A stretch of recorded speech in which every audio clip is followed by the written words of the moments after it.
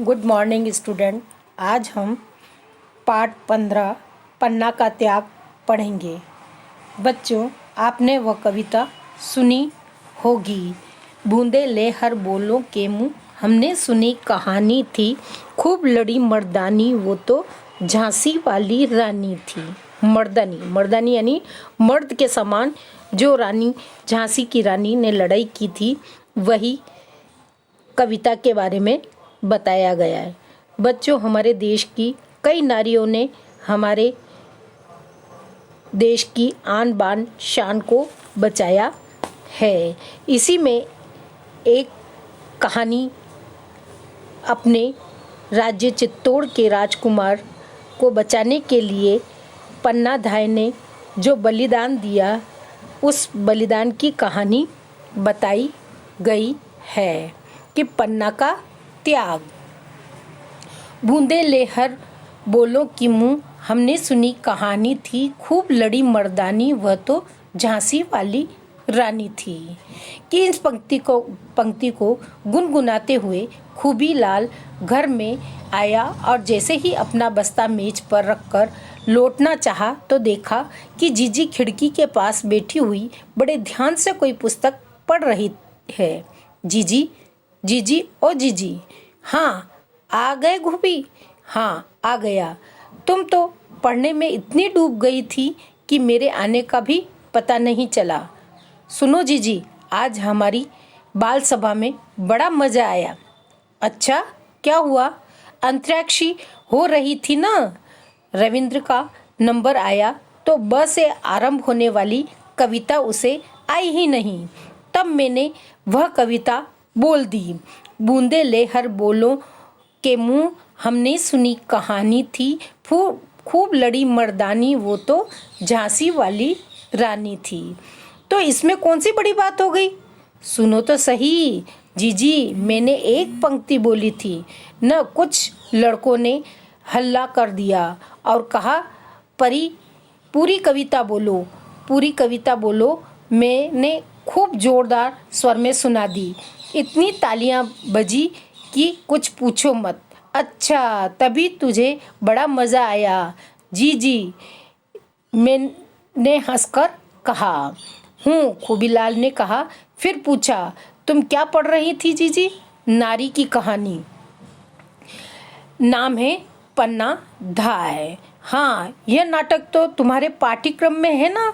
खूबी ने जीजी के निकट आकर भोलेपन से पूछा। जीजी ने हंसकर कहा, मैं तेरा मतलब समझ गई। तू अब मुझसे कहेगा कि मेरी अच्छी जीजी, मुझे भी सुनाओ।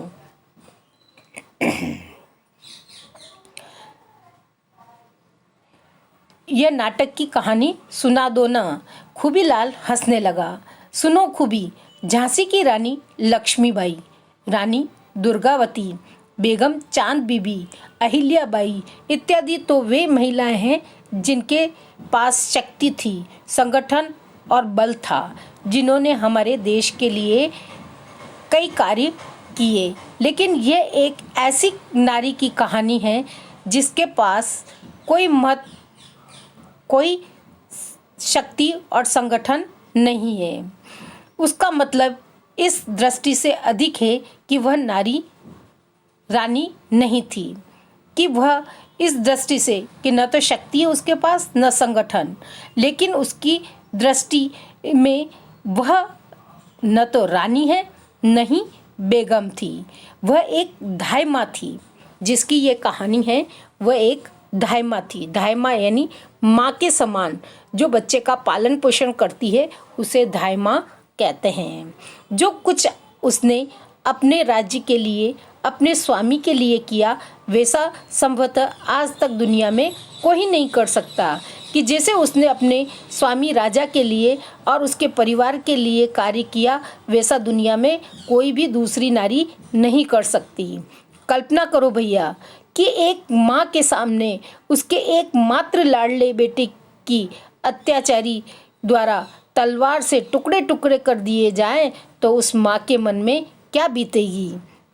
जीजी कहती है खूबी को कि कल्पना करो कि आप एक लाडले बेटे की हत्या एक अत्याचारी व्यक्ति के द्वारा तलवार से टुकड़े टुकड़े कर दी जाए तो वह माँ कैसे बर्दाश्त करेगी?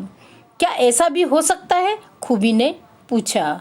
हाँ, मगर पन्ना धाय की कहानी मजबूरी की कहानी नहीं थी कि वो जो नारी जिसके लिए लड़ रही वो मजबूरी में नहीं लड़ रही थी, वो अपनी इच्छा से, स्वेच्छा यानी अपनी इच्छा से लड़ रही थी अपने स्वामी के लिए, जो त्याग और बलिदान की कहानी है। सुनो, चित्तौड़गढ़ के महाराणा संग्राम सिंह की मृत्यु के बाद बड़ी अव्यवस्था फैल गई कि जब महाराणा संग्राम सिंह की मृत्यु हो गई तो उस राज्य में अव्यवस्था हो गई। उनके बड़े पुत्र भोजराज पहले ही कालग्रस्त हो गए थे कि उनके बड़े पुत्र भोजराज थे, वो पहले ही कालग्रस्त यानी मृत्यु को प्राप्त हो चुके थे। दूसरे पुत्र विक्रम सिंह 14-15 वर्ष के थे और सबसे छोटे उदय सिंह केवल 7-8 वर्ष के थे।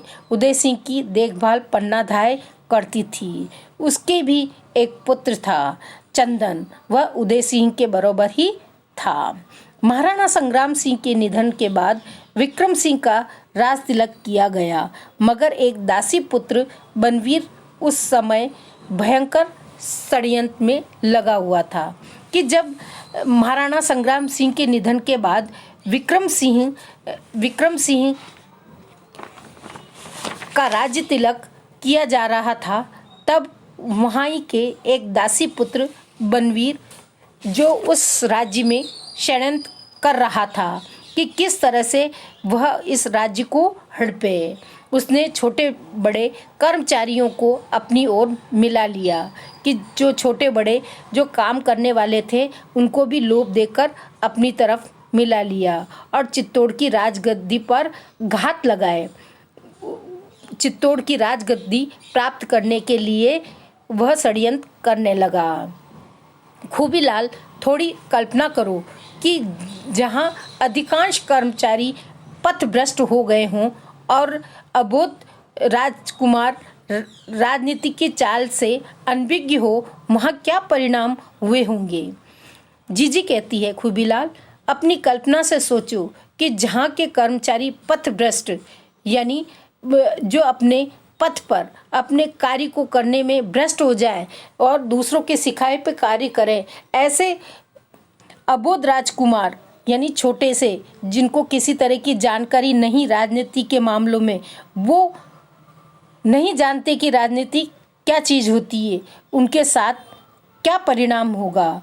खूबीलाल स्तंभ होकर सुन रहा था। बोला, सचमुच उसकी स्थिति कठिन हो गई थी जीजी। कठिन ही नहीं खूबी, भयंकर रूप से दुर्भाग्यपूर्ण कि उसके भाग्य ही दुर्भाग्य हो गया कि उसके सामने ऐसी कठिन परिस्थिति आ गई थी। उस महादुष्ट ने एक चाल चली। नवरात्र के सारे चित्तौड़ में नाच रंग का आयोजन कराया था और उसमें विशेष रूप से दोनों राजकुमारों को बुलाने की योजना बनाई थी। अच्छा,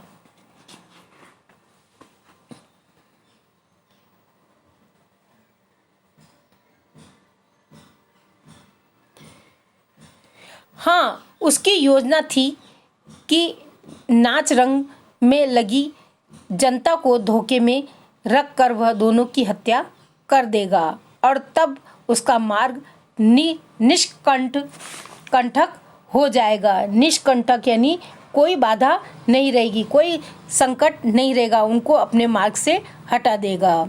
विक्रम सिंह को उस धोखे में आ गया, मगर उदय सिंह पर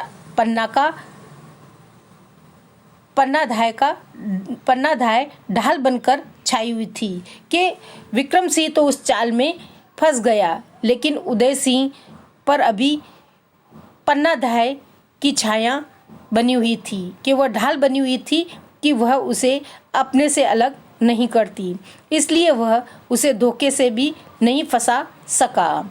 बनवीर भी जानता था कि जब तक पन्ना धाय है तब तक उदय सिंह को धोखे से मारना संभव नहीं है। उधर पन्नाधाय को भी पता लग गया कि नगर व्यापी नाच रंग में बीच हत्या कांड करने वाला है, मगर वह उदय सिंह को लेकर कहीं बाहर भी नहीं जा सकती थी।